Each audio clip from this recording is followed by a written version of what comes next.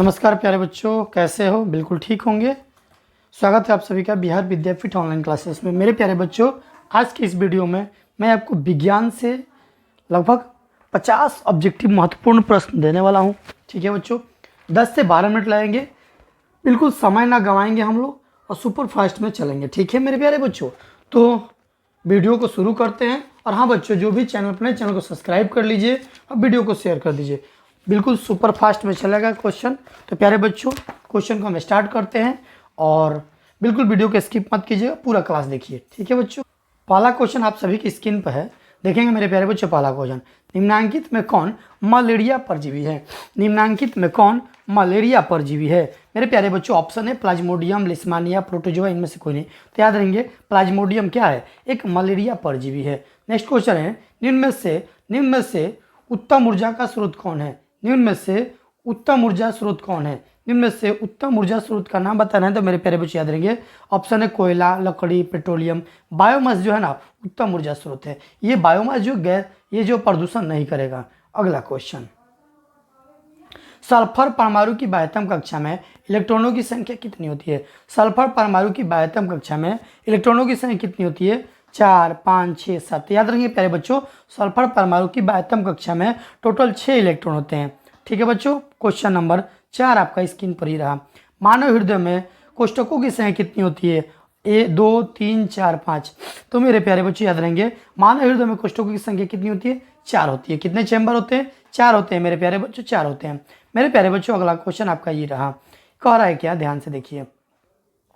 कवक में पोषण की कौन सी विधि पाई जाती है? ऑप्शन है मृतजीवी पोषण, समभोजी, स्वपोषी, इनमें से कोई नहीं। मेरे प्यारे बच्चों, इस क्वेश्चन को याद रखिएगा आप लोग। कवक में पोषण की कौन सी विधि पाई जाती है? तो याद रहेंगे मृतजीवी पोषण। कौन सा पोषण?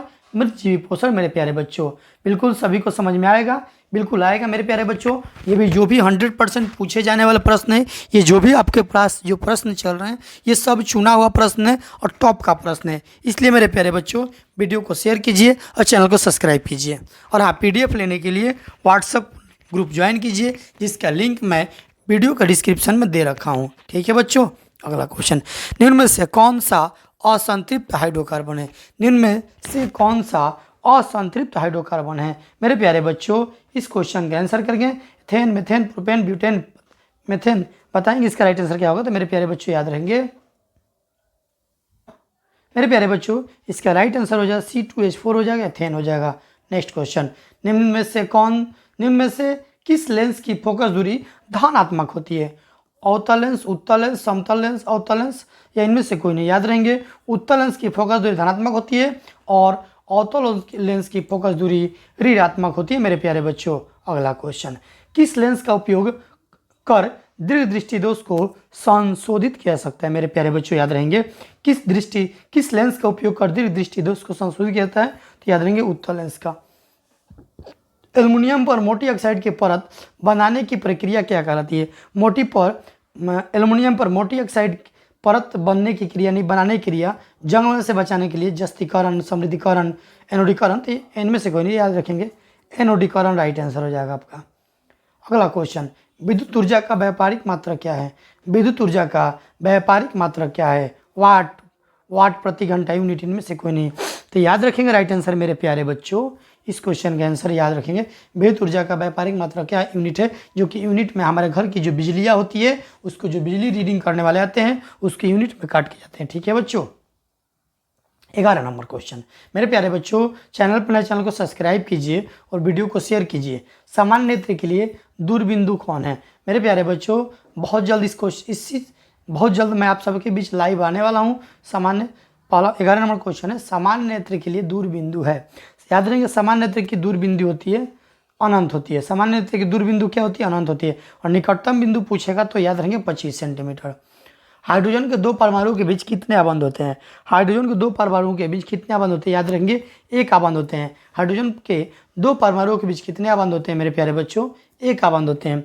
ठीक है, अगला क्वेश्चन, निम्न में से कौन आहार होगा? यहाँ पे आहार लिखा गया है, आहार श्रृंखला का निर्माण करता है। निम्न में से कौन आहार श्रृंखला का निर्माण करता है? तो प्यारे बच्चों, ऑप्शन है घास, गेहूँ, आम। गलत बात है, घास को बकरी खाती है, बकरी को मानव खाता है। ठीक है, बकरी गाय नहीं खाएगी, घास मछली बकरी नहीं, कोई बात नहीं, लेकिन ये ऑप्शन बी है, घास को बकरी खाती है, बकरी को मानव खा जाता है। चलो, कौन अंतःस्रावी और बाह्यस्रावी ग्रंथि जैसा कार्य नहीं करता है? नहीं की बात कर रहा है क्वेश्चन, याद रखेंगे राइट आंसर इसका ऑप्शन है अग्न्याशय, पीयूष ग्रंथि, अंडाशय, वृषण। अग्न्याशय है जो ना अंतःस्रावी और बाह्यस्रावी ग्रंथि जैसा कार्य नहीं करता है। क्वेश्चन नंबर 15, क्वेश्चन नंबर 15, कौन सा कार्बन यौगिक सबसे अधिक अभिक्रियाशील है? कौन सा कार्बन यौगिक सबसे अधिक, याद रखेंगे मेथेन हो जाएगा, याद रखेंगे राइट आंसर। नेक्स्ट क्वेश्चन, किस दर्पण का उपयोग सामान्यतः वाहनों का पास दर्पणों के रूप में यानी कि पीछे वाले वस्तु को देखने के लिए किया जाता है? तो याद रखिएगा क्वेश्चन का आंसर आप लोग मेरे प्यारे बच्चों याद रहेंगे इसका अवतल दर्पण का। किसका? अवतल दर्पण का। 17 नंबर क्वेश्चन आपकी स्क्रीन पर है, रासायनिक अभिक्रिया के दौरान किसी पदार्थ में ऑक्सीजन का ह्रास क्या कहलाता है? रासायनिक अभिक्रिया के दौरान किसी पदार्थ में ऑक्सीजन का ह्रास क्या कहलाता है? तो बबुआ याद रखिएगा ऑप्शन है उपचयन, अपचयन, संक्षारण, इनमें से कोई नहीं। तो ह्रास कहलाता है अपचयन। क्या कहलाता है? अपचयन कहलाता है। अगला क्वेश्चन, कौन सी गैस वैश्विक ऊष्मन के लिए उत्तरदायी है? कौन सी गैस? तो याद रखें कार्बन डाइऑक्साइड जो है ना वैश्विक ऊष्मन के लिए क्या है? उत्तरदायी है मेरे प्यारे बच्चों। अगला क्वेश्चन, पीत रस कहाँ से स्रावित होता है? पीत रस कहाँ से स्रावित होता है? ऑप्शन अग्न्याशय से, यकृत से, छोटी आंत से, बड़ी आंत, इनमें से कोई नहीं। याद रहेंगे पीत रस जो ना यकृत से स्रावित होता है। कहाँ से? यकृत से। कौन सा विलक्षण वंशागत नहीं है? कौन सा विलक्षण वंशागत नहीं है प्यारे बच्चों? ऑप्शन है आँख का रंग, चमड़ी का रंग, शरीर का आकार, बाल की प्रकृति। याद रहेंगे बाल की प्रकृति क्या है? वंशागत नहीं है।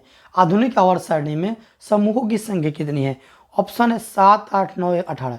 याद रहेंगे आधुनिक आवर्त सारणी में समूहों की संख्या 7 है आपका। ग्लूकोज के एक अणु में ऑक्सीजन के कितने परमाणु होते हैं? 22 नंबर क्वेश्चन है। ग्लूकोज के एक अणु में ऑक्सीजन के कितने परमाणु होते हैं? तो याद रहेंगे 6 परमाणु होते हैं। C6H12O6, ठीक है, तो 6 होता है।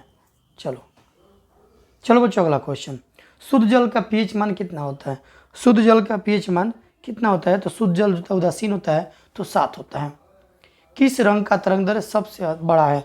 कि सबसे अधिक है। 24 नंबर क्वेश्चन है प्यारे बच्चों, 40 क्वेश्चन इस वीडियो में मिलेगा आपको।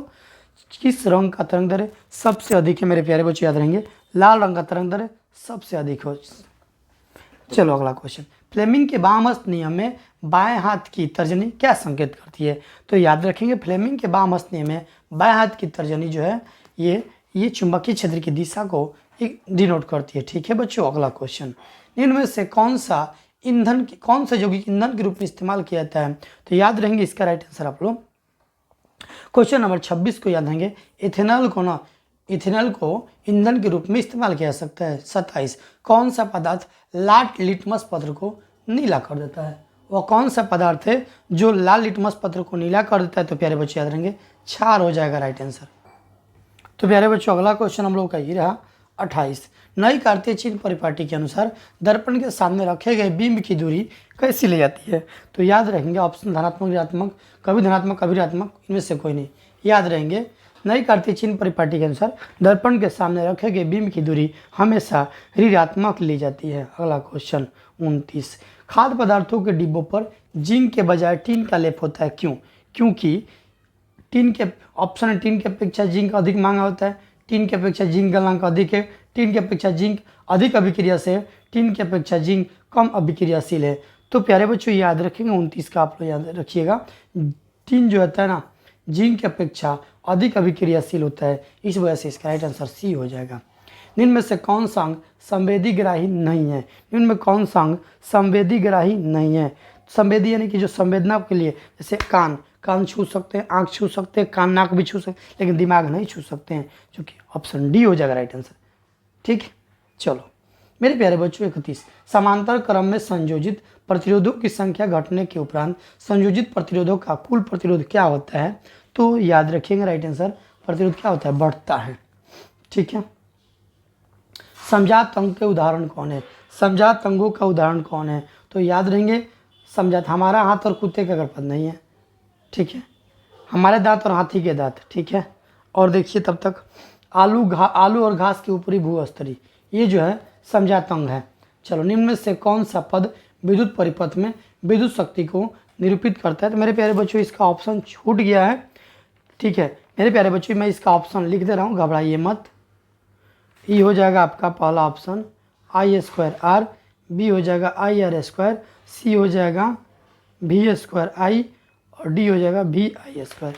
तो मेरे प्यारे बच्चों इसका इनमें से कौन सा पद विद्युत परिपथ में विद्युत शक्ति को निरूपित करता है? तो याद रखेंगे आई आर स्क्वायर हो जाएगा राइट आंसर आपका, ठीक है। चलो अगला क्वेश्चन, तांबे की तार की एक आयताकार कुंडली किसी चुंबकीय क्षेत्र में घूर्णी गति कर रही है। इस कुंडली में प्रेरित विद्युत धारा की दिशा में कितने परिभ्रमण के पश्चात परिवर्तन होगा? तो मेरे प्यारे बच्चों आधे याद रखिए, आधे परिभ्रमण के बाद परिवर्तन होगा। मेरे प्यारे बच्चों अगला क्वेश्चन है 35, निम्नांकित में से कौन पुनरुद्भवन का उदाहरण है? एकदम 100% गारंटी है कि ये पूछेगा एग्जाम में, इस पर 100% पूछेगा। निम्नलिखित में से कौन पुनरुद्भवन का उदाहरण है? याद रहेंगे हाइड्रा क्या है? पुनरुद्भवन का उदाहरण है। मेरे प्यारे बच्चों अगला क्वेश्चन है, कौन सा जैव निम्नीकरणीय कचरा है? कौन सा जैव? ऑप्शन है टिश्यू पेपर, केले का छिलका, इनमें से सभी। थर्मोकोल कभी न गलने वाला है और जैव निम्नीकरणीय कचरा है।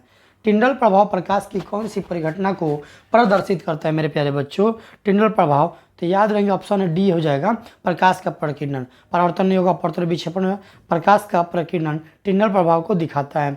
38 नंबर क्वेश्चन, पुष्प का नर जननांग क्या कहलाता है? पुष्प का नर जननांग, ऑप्शन पुंकेसर, जयांग, पखुंडी, इनमें से कोई नहीं। तो याद रखेंगे पुष्प का नर जननांग पुंकेसर कहलाता है, और स्त्री का नर जननांग, स्त्री का स्त्री जननांग स्त्री केसर कहलाता है। तो प्यारे बच्चों हम लोग का विरंजक चूर्ण का सूत्र पूछा जा रहा है, तो मैं डायरेक्टली लिख दे रहा हूँ इसका आंसर, ठीक है। विरंजक चूर्ण का फॉर्मूला जो होता है CaCaOCl2 होता है, ठीक है। चलो बच्चों अगला क्वेश्चन, लास्ट क्वेश्चन है वीडियो का, इनमें से कौन सा गंगा प्रदूषण के लिए उत्तरदायी नहीं है? 40। तो याद रखें गंगा में मछली पालना ये उत्तरदायी, लेकिन कपड़ा धोना गंगा प्रदूषण करेंगे, गंगा में अधजल शौक, गंगा में रसायन, ये सब प्रदूषण के लिए एकदम मतलब क्या है, प्रदूषण फैलाता है, लेकिन मछली से कोई प्रदूषण नहीं होता है। मेरे प्यारे बच्चों इस वीडियो में मैंने 40 क्वेश्चन दिया, वो भी टॉप का क्वेश्चन था। तो प्यारे बच्चों सब लोग वीडियो को शेयर कीजिए और चैनल पर है तो चैनल को सब्सक्राइब कीजिए। मिलते हैं नेक्स्ट वीडियो में, तब तक के लिए गुड बाय।